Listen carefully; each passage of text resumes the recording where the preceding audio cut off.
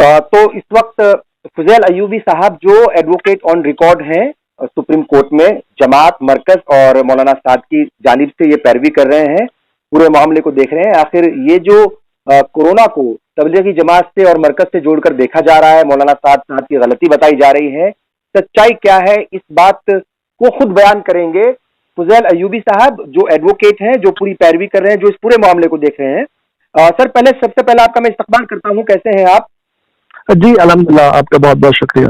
लगातार ये बातें हो रही हैं कि जो कोरोना हिंदुस्तान में फैला इतनी तेजी के साथ, लगातार ये बातें हो रही हैं जो कोरोना हिंदुस्तान में इतनी तेजी के साथ फैला, उसको फैलाने में जो सबसे अहम रोल रहा वो तबलीगी जमात का रहा, और उसको लेकर तमाम तरह की खबरें भी आई मीडिया पर, सोशल मीडिया पर, हुकूमत ने तमाम तरह की कार्रवाई की। अब इन तमाम मसलों के बीच, इन तमाम बातों के बीच अब एक बड़ा सवाल यह है कि इस वक्त मौलाना साद साहब कहाँ हैं, क्योंकि उनकी जानिब से अभी तक भी कोई बयान नहीं आया। लंबे वक्त से, शुरू में उन्होंने बयान दिया था लेकिन उसके बाद कोई अभी तक बयान नहीं आया। चूंकि आप उनके पूरे मसले को देख रहे हैं, पूरे मामले को देख रहे हैं, तो क्या कहेंगे कि मौलाना साद साहब इस वक्त हैं कहाँ आखिर? देखिए, मौलाना साद साहब बिल्कुल यही मौजूद हैं दिल्ली के अंदर, और अथॉरिटीज को पता है कि वो कहाँ है, किस हाल में है। जी, वो खुद सेल्फ क्वारंटीन अपने आप को किए हुए थे और यहीं दिल्ली के अंदर, और उसके बावजूद भी जो भी सवालात तहरीरी तौर के ऊपर जो पुलिस ने पूछे उनसे, उसके सब जवाबात वक्तन फवक्तन जैसे मांगे गए वैसे वैसे उनको फराहम किए गए। हाँ, क्योंकि ये बात भी जी एक बात ये बहुत अजीबो गरीब है कि मौलाना साद साहब गायब है।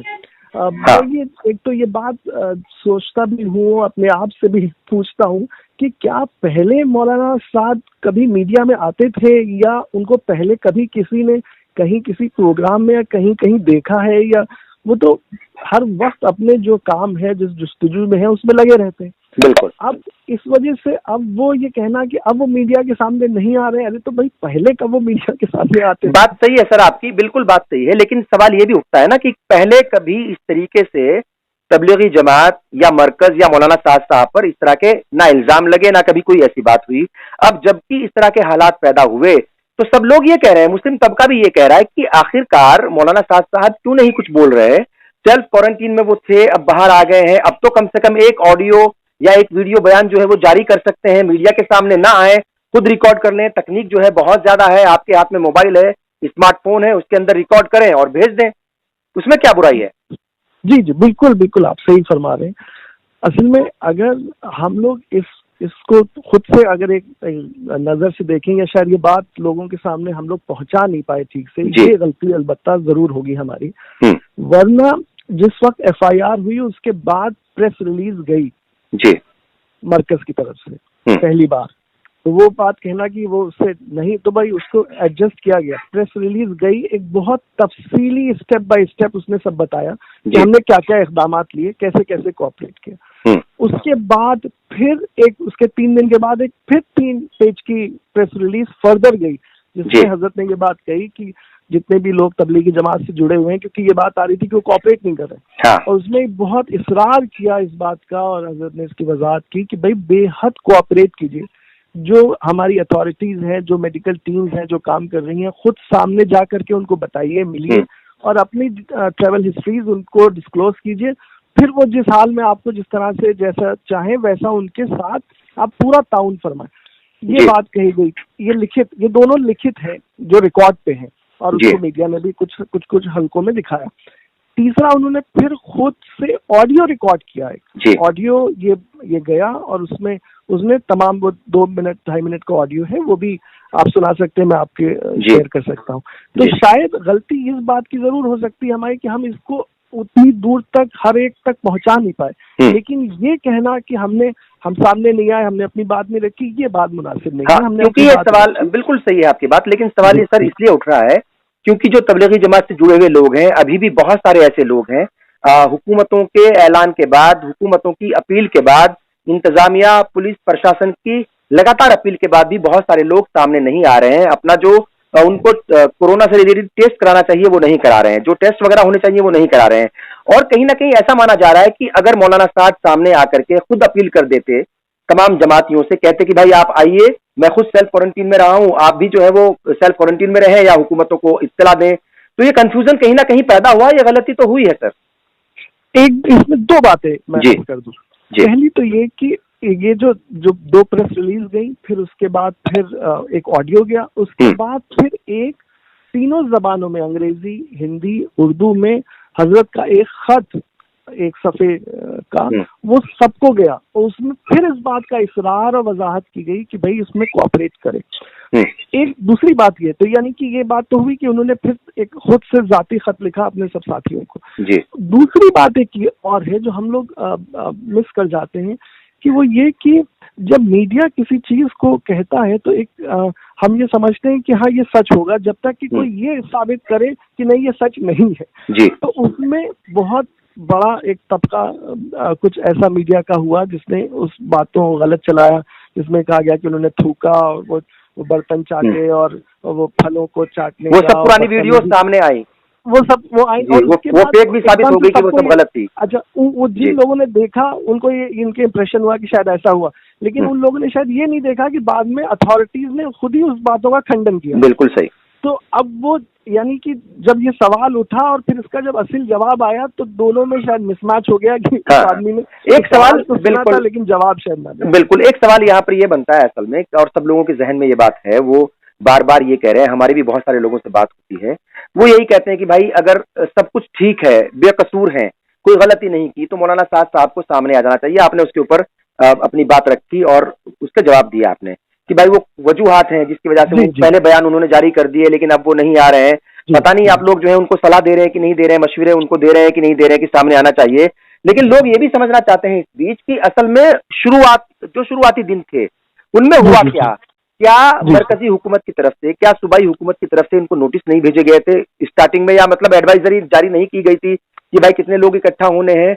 और क्या मरकज को ये मालूम नहीं था कि 22 मार्च को पूरे हिंदुस्तान में जो है वो जनता कर्फ्यू था, और 22 मार्च की रात को ही ऐलान कर दिया था दिल्ली हुकूमत ने कि 23 की मॉर्निंग से जो है वो लॉकडाउन दिल्ली में हो जाएगा। तो क्या उस पूरे माहौल को समझने में गलती हुई मरकज के लोगों से, या वो कागज आप तक नहीं पहुंचा, मरकज तक नहीं पहुंचा? मतलब ये पूरा मामला है क्या, असल में इसको समझना चाहते हैं। जी देखिए, 24 तारीख की शाम से नेशनल लॉकडाउन हुआ है जी। 25 तारीख का खत जो SHO हजरत निजामुद्दीन को लिखा गया है वो रिकॉर्ड पे है, रिसीव्ड है। बिल्कुल, और वीडियोस भी आई हैं उसकी जी। और वो 25 तारीख का खत अगर आप इजाजत दें तो 2-3 पैराग्राफ में मैं पढ़ के सुना सकता हूँ। उसमें ये लिखा गया है कि this is to inform you that we are trying our best to comply your directions to shut down the markaz. On 23rd, we have already vacated more than 1,500 people. We still have more than 1,000 people at different states in the markaz. As per your direction, we contacted respected SDM for vehicle pass so that we can send the remaining people to the respective place. SDM office is given time for meeting at 11 on 25th. You are therefore requested to kindly approach the SDM for early action. We are ready to comply all your directions. We are thankful for your cooperation in the past and ready to work under your guidance and instructions. ये 25 तारीख को हम खत दे रहे हैं जी। Sir मैं बस यहाँ मैं आपको रोकूंगा, बस ठीक है आपकी बात। क्या 25 तारीख बहुत देर नहीं हो गई थी? आपको नहीं लगता कि ये मतलब जो है 18 मार्च को, 19 मार्च को, 20, 21, 22 तक कदम उठा लेना चाहिए था?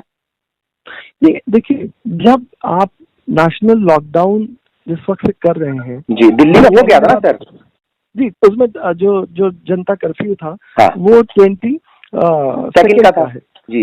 21 को आप ये देखिए कि जो लोग ऑलरेडी आ चुके हैं देखिए, उनको किसी ने, मरकज ने उनको खुद नहीं बुलाया मार्च में, वो ऑलरेडी पहुंचे हुए मौजूद हैं। 21 तारीख को ट्रेनें बंद हो जाती हैं शाम में, 22 को जनता कर्फ्यू हो जाता है इतवार के रोज, 23 को हम ये बात कह रहे हैं इस खत के अंदर कि 23 तारीख को मंडे को और ट्यूसडे को हमने 1,500 लोगों को जहां के थे, जो दिल्ली के हैं वो तो वहां होंगे नहीं नेचुरली, लेकिन दिल्ली के जो बाहर के हैं उनको हमने बाहर, और 1,500 लोगों को वहां से हटा दिया, खुद से इवैक्यूएट किया। ये हम रिकॉर्ड के ऊपर है 23-24 में।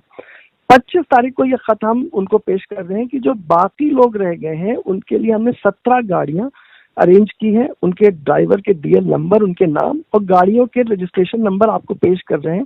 आप अगर खुद से इनको ना शिफ्ट कर सके तो आप हमें इन 17 गाड़ियों को परमिशन दे दीजिए, हम इनको शिफ्ट कर देंगे। मैं एक चीज जानना चाह रहा हूँ आपसे, क्योंकि ये सवाल मैंने कल किन्हीं और साहब से भी किया था कि जिस तरीके से हमने देखा उत्तर प्रदेश में कई जगह जो है कुछ लोग फंसे हुए थे, वैष्णो देवी फंसे हुए थे, दूसरी जगहों पर फंसे हुए थे, तो हुकूमतों ने अपने लेवल पर उन लोगों को निकालने की कोशिश की, बसेस भेजी। अभी देखा हमने अभी 2 दिन पहले ही कोटा में बसेस भेजी गई यूपी की तरफ से, यूपी हुकूमत की तरफ से। तो क्या मरकज को हुकूमतों ने, चाहे वो सूबाई हुकूमत हो दिल्ली की, चाहे वो मरकज की हुकूमत हो, दोनों हुकूमत ने या फिर इंतजामिया ने बहुत हल्के में लिया, सोचा कि चलिए हो जाएगा, चला जाएगा, हो जाएगा मामला ऐसे ही? मतलब ये सवाल का जवाब तो वो दोनों हुकूमतें देंगी, लेकिन मैं एज अ फरीक, एक फरियादी ये जरूर कह रहा हूँ कि मैंने ये फरियाद लगा दी थी। जी। उस फरियादी की फरियाद पे उन्होंने क्या किया, ये वो सवाल का जवाब देंगे और वो सबके सामने भी है। अच्छा, हम तो यहाँ तक इसके इक़दाम कर रहे थे कि हम अपने रिसोर्सेज से, वो लिस्ट है 17 गाड़ियों की जो 25 तारीख को दी गई कि रजिस्ट्रेशन नंबर और डीएल के साथ ड्राइवर, कि अगर आप इजाजत दे दें तो ये इस तरह से हो जाए, लेकिन वो नहीं हुआ। फिर 25, 26, 27, 28, 29 और हत्ता कि 31 को आके उन्होंने कहा कि साहब ये तो आपने बहुत, जबकि एसडीएम साहब रोज आ रहे थे, एफआईआर में ये बात लिखी है 26 से ऑनवर्ड एसडीएम साहब हमारे यहाँ मरकज रोज आ रहे थे। किसी ने ये बात हमसे नहीं कही है कि हमने कोऑपरेट नहीं किया। अरे भाई, जिस तरह का आप कोऑपरेशन चाह रहे थे हम दे रहे थे, जिस तरह का हम आपसे कोऑपरेशन या आपसे सूझबूझ या आपसे चाहते थे कि आप वो इक़दाम लें, वो आपने लिए नहीं लिए, ये आप अपने आप से पूछें।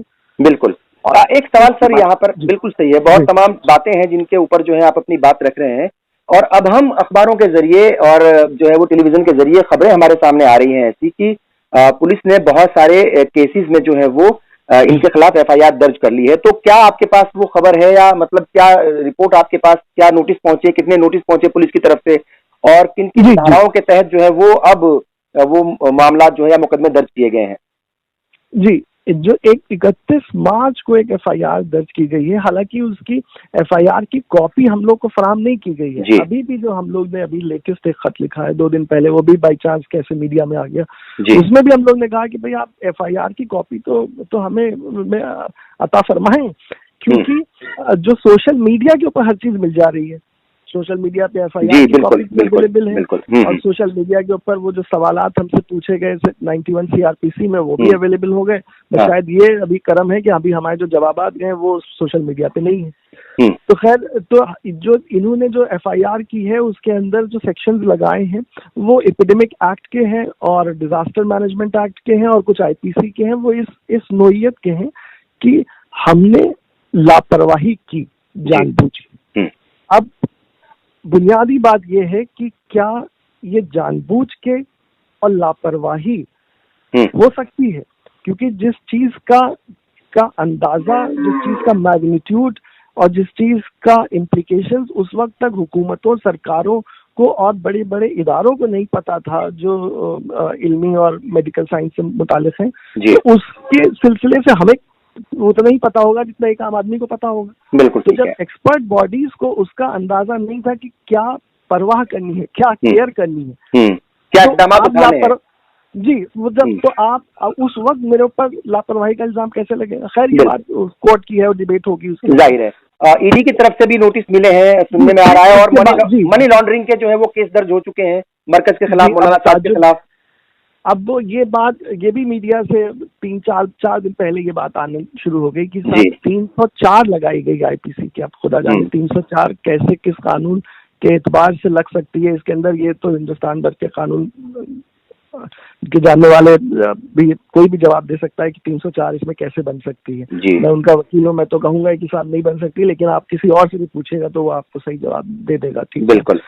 फिर मनी लॉन्ड्रिंग का आप सवाल आता है, मनी लॉन्ड्रिंग का भी, अच्छा ये बात भी मीडिया के जरिए से आई कि वो 304 है, फिर मीडिया के जरिए से। तो आपके साथ डायरेक्ट कम्युनिकेशन नहीं है, मतलब मरकज के साथ अभी भी एजेंसीज का? नहीं, मरकज के साथ जो कम्युनिकेशन है वो उस केस के सिलसिले से है जो रजिस्टर्ड है, जिसमें नोटिस आई 2 जिसका जवाब दिया गया, और उसके बाद फिर फिर उन्होंने कुछ जो जहाँ जहाँ गए वो सब पता था, किया, वो सब बातें हुई। लेकिन जो ये मनी लॉन्ड्रिंग है इसका या 304 का हम लोग के पास अभी कोई डॉक्यूमेंट या कम्युनिकेशन नहीं आया है। ये सवाल भी उठ रहा है लगातार लोगों के जहन में कि मरकज जो है वो कब तक फंक्शनल हो जाएगा, अभी उसकी पोजीशन क्या है, क्या लोगों को मतलब ऐसा लग रहा है, अब ऐसे सवाल जो है वो जहनों में लोगों के तैर रहे हैं कि जमात जो है वो अपना काम करेगी कि नहीं करेगी, मरकज जो है वो खुलेगा कि नहीं खुलेगा, अभी मरकज की क्या पोजीशन है? मरकज तो देखिए उन्होंने ये तो बात है कि उसको सब लोगों को ले जाके अलग अलग जगह क्वारंटीन किया और सब शिफ्ट करने के बाद उसमें नमाज वहाँ के ऊपर 5 वक्त की हो रही है और उसमें जो 4-5 साथी हैं वो जाते हैं, वो खुला हुआ है, जाते हैं नमाज पढ़ते हैं, वो आ जाते हैं। और मेरे ख्याल से जो लॉकडाउन का पीरियड अभी तो हिंदुस्तान भर की तमाम सारी मसाजिद और हर जगह ही एक तरह की वो रोक है और उसके बाद मेरे ख्याल से जब हालात ठीक होंगे क्योंकि ये भी खबरें आई थी कि एमसीडी ने कुछ नोटिस भेजे हैं, इलीगल कंस्ट्रक्शन भी हुआ है, उसको तोड़ने की बात है, तो अभी कोई सवाल है ऐसा नहीं मिला, अभी कोई नोटिस नहीं। अभी मुकदमा जो है वो असल में मीडिया में चल रहा है और मीडिया ही में हमें सजा मिल रही है। अच्छा, मीडिया में ही मुकदमा है, मीडिया में ही बहस है और वहीं से फैसले सुनाए जा रहे हैं। अच्छा, मीडिया को लेकर के एक बड़ी अहम बात यह हुई थी कि सुप्रीम कोर्ट में जमीयत गई थी, जमीयत उलेमाए हिंद, और उनके वकील हालांकि दूसरे हैं, लेकिन फर्जी खबरें जो फैलाई गई हैं तबलीग के बारे में या मरकज के बारे में या मौलाना साद के बारे में, तो उस याचिका जो भी थी उनकी या जो मुकदमा उन्होंने दर्ज किया है, जो गुहार लगाई है सुप्रीम कोर्ट में, उसकी क्या पोजीशन है, कुछ आइडिया उसके बारे में, उसका क्या असर हो सकता है? बहुत उन्होंने मौलाना आशिफ बंदी साहब की तरफ से ये एक बहुत बड़ा कदम उठाया गया और उसको जो पूरे मुल्क में कहा जाए कि एक तरह के जो सेंटिमेंट्स थे सब लोगों के, जो कानून पसंद लोग हैं उन सब का ये एक सेंटिमेंट था कि ये एक चीज गलत, मतलब एक वबा जो है जो पूरे दुनिया में है वो है और उसके अलावा एक और वबा यहाँ हमारे मुल्क में एक अलग भी है, तो वो उसके खिलाफ सुप्रीम कोर्ट गए और सुप्रीम कोर्ट ने उसके ऊपर गौर कर रही है और उसने कुछ और उस फरीक बनाने के लिए कहा, कुछ और चीजें, लेकिन वो तर्जुमा तो ऑफ कोर्स है पूरे मुल्क के सबके सेंटिमेंट्स का कि भाई ये जो एक तरह का वेव है, ये तो इस वक्त जो हालात हैं ये तो एक अनफॉर्चुनेट सिचुएशन है।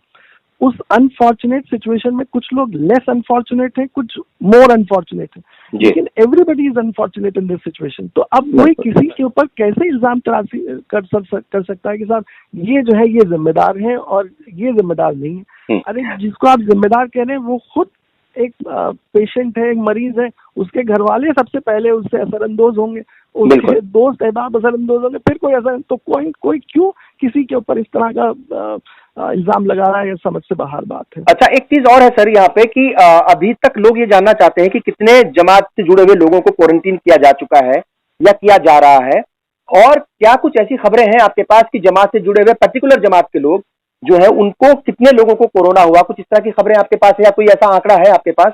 जी, एक मतलब ये खबरें तो सब जगह आ रही हैं, मतलब सारी अथॉरिटीज भी शेयर कर रही हैं, फिर बाद में शायद कुछ इंटरनेशनल अथॉरिटीज और नेशनल अथॉरिटीज ने इस बात को कहा और फिर वो डेटा जो है वो थोड़ा सा न्यूट्रल किया गया, अदरवाइज उसमें एक खास नाम लेकर के कहा जा रहा था। उसमें ये बात तो कोई बता ही नहीं रहा है कि भाई इतने लोग पॉजिटिव हो रहे हैं, आप ये तो बताइए कितने लोग नेगेटिव भी तो हो रहे हैं, ये बताइए। बिल्कुल ठीक। आप मान लीजिए आपने फकत एक दिल्ली में मान लीजिए मिसाल के तौर के ऊपर अगर हिंदुस्तान में 100 स्कूल हैं तो आपने सिर्फ एक स्कूल को उठाया, उसके 100 के 100% बच्चों का टेस्ट कर दिया और उसको आपने कहा कि भाई इसमें से जो है वो 10-20% जो है वो फेल हो गए हैं, बाकी 70-80% पास है। आपने सिर्फ एक ही स्कूल को उठाया, सिर्फ उसके जो बच्चे फेल हुए हैं वही बता रहे हैं आप। आप बाकी हिंदुस्तान भर के सारे स्कूल को भी तो आप चेक कीजिए। मतलब आंकड़ों के साथ छेड़खानी की जा रही है, आंकड़ों के साथ भी जो है वो छेड़खानी की जा रही है, आप ये कह रहे हैं? नहीं, मैं सिर्फ ये कह रहा हूँ कि आप अगर सबको 100% टेस्ट कीजिएगा तो जो फिगर शायद रिफ्लेक्ट हो रही है वही फिगर किसी के साथ भी रिफ्लेक्ट होगी। बिल्कुल। एक आखिरी सवाल मेरा ये है कि ये जो पूरा मसला है, ये जो पूरा मुद्दा है या ये जो विवाद है, ये कब तक खत्म हो जाएगा? मरकज से जुड़ा हुआ, मौलाना साद से जुड़ा हुआ और जमातियों से जुड़ा हुआ, और क्या हम ये उम्मीद करें कि जल्द ही मौलाना साद का कोई बयान आएगा सब लोगों के सामने? जी देखिए, जैसे ही ये हालात इतने इस तरह के हुए और 25 तारीख के बाद से जब पूरे मुल्क में लॉकडाउन हुआ, उसके बाद सिलसिलेवार तौर के ऊपर 2 प्रेस रिलीजेस, एक ऑडियो और एक खत ऑलरेडी मौलाना साद का आ चुका है, जिसमें चारों में ये बात कही गई है अलग अलग वक्त से कि सब लोग कोऑपरेट करें। पूरा ध्यान और फोकस इस वक्त जो इतनी बड़ी जंग चल रही है इस वायरस की पूरी आलम इंसानियत के खिलाफ, उसमें हर मुमकिन ताउन करें हुकूमत का, हर अथॉरिटी का, ताकि हम इस जंग में जीत सकें। ये जंग कॉमन जंग है, हर किसी की, हर हिंदुस्तानी की, हर शहरी की है बेशक, और उसमें हमारा मुकदमा और हर चीजें वो बात ही हैं, छोटी हैं, वो बाद में देखी जाएंगी। लेकिन अभी हम सब एक साथ, एक सुई के साथ इसकी तरफ फोकस करके इस बला से निकल सके, टल सके ये और आगे बढ़ सके। और जो कानून के एतबार से जो कुछ भी स्टेप्स लिए जाएंगे, उसका स्टेप वाइज जो कानून में जवाब देने का इख्तियारात हैं वो किए जाएंगे, वो सारे के सारे इक़दाम। और हमें उम्मीद है कि सच का सच और झूठ का झूठ सब सामने आ जाएगा इंशाल्लाह। बहुत बहुत शुक्रिया फुज़ैल अय्यूबी साहब। मुझे लगता है कि बहुत सारी बातें हैं आम लोगों के जहनों में, बहुत सारे सवालात हैं आम लोगों के जहनों में, और ज्यादातर सवालों के जवाब आपकी तरफ से मिल गए होंगे। बहुत बहुत शुक्रिया सर, बहुत बहुत शुक्रिया आपका, बहुत बहुत।